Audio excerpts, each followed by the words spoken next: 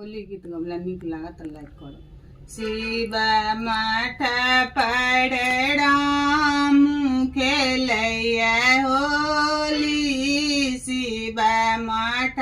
पर किनका के हाथ कनक पिचकारी, किनका के हाथ बीड़